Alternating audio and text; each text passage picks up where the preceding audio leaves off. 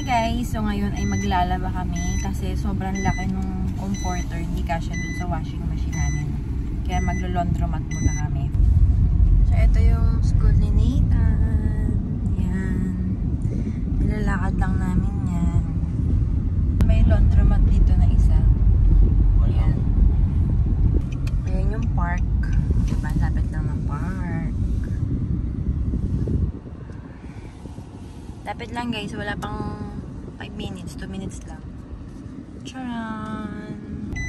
So yung lugar namin malapit sa lahat. Malapit sa school, malapit sa trabaho niya, malapit sa train station, malapit sa grocery. Malapit na rin ang bumaba. So ito siya. Yung malaking kumot na sinasabi ko, hindi yan kakasya sa amin. At saka yun, sinama na rin namin. Color warm 6. Sabi guys, ang laki-laki ng pagkakawashing machine niya. Kasya lahat. Kasya pati pagkatao mo. Number 11. Washer number 11. Heavy wash.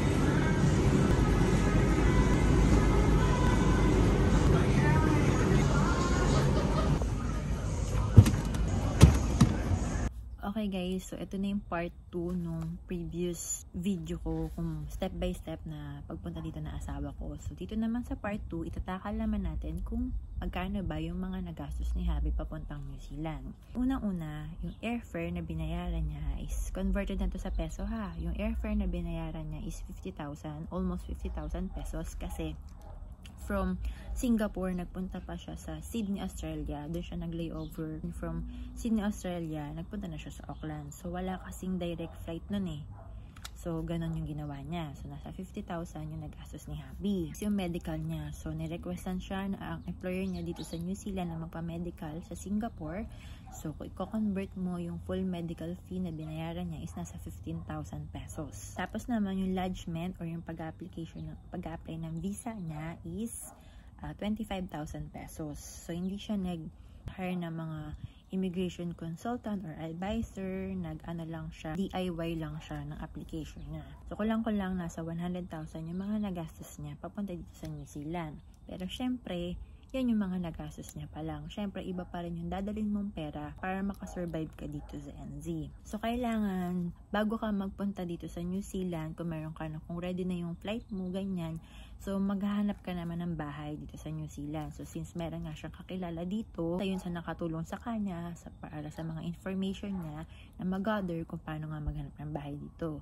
At saka, sumali din siya sa mga page group dito sa FB page ng mga Filipino working overseas dito sa New Zealand. Malaking tulong yung mga comments nila, suggestions nila. So yun nga, so since nasa Singapore siya, so 1 week before naganap na siya ng bahay na malapit dito sa Auckland kasi dito siya naka-base. So bali nakahanap siya ng bahay na Pinoy din yung may-ari. Bali ang upa niya sa loob ng isang linggo ay 250 NZD dollars. So yung 250 i-multiply mo sa 34, so around 85 yun a week. Yes guys, weekly dito ang bayaran ng bahay. Weekly dito ang bayaran kung meron kang sasakyan. Kasi weekly rin dito ang sahod. So, binigyan siya ng 1 week deposit and 2 weeks advance. So, bali overall, nasa 25,000 yung binayaran niya sa peso sa pagkuha ng bahay dito sa New Zealand.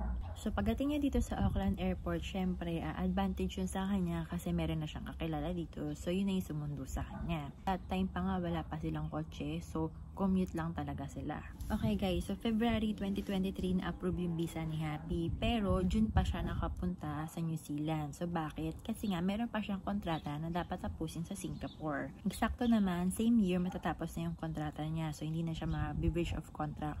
So, May, same year, matatapos na yung kontrata niya sa Singapore. So, tinapos niya muna yun nung May. So, after nung May, June, lumipad na siya papunta dito sa New Zealand. Bali nga pala guys, nag-DIY lang din siya. Wala siyang hinire na mga immigration consultant. Dahil nga meron siyang kakilala dito, nakatulong talaga ng malaki yun para sa mga info na kailangan niya malaman papuntang New Zealand. Wala rin sa kanya hiningi na bank account, kung magkano yung pera namin sa bangko. Walang ganun. Walang hiningi sa kanya. Walang hiningi sa kanya na proof of income or savings. Walang mga ganun. Hindi rin siya nag-take ng IELTS. Since level 4 na siya, bago ka mag-apply ng residency dito, dun mo palang kailangan mag-IELTS. Base lamang yun sa trabaho niya, base lamang yun sa own experience namin. So, case-to-case basis talaga, depende sa trabaho mo. Bali, June 2023 siya dumating dito. August, in-apply niya na ako ng partnership of a working visa. September, na-approve na yung visa ko. Tapos yung mga anak ko naman, in-apply niya naman ng November, same year. December naman na-approve sila. So ako, since nagtatrabaho ko sa Taiwan, kailangan ko mag-render ng 1 month. Noong January 2024, nag-resign na ako sa Taiwan. And then February 24, nakapunta na kami lahat dito sa New Zealand. I wanna thank you, God. I wanna thank you, Lord, for everything I have, for everything you give. I wanna thank you, God.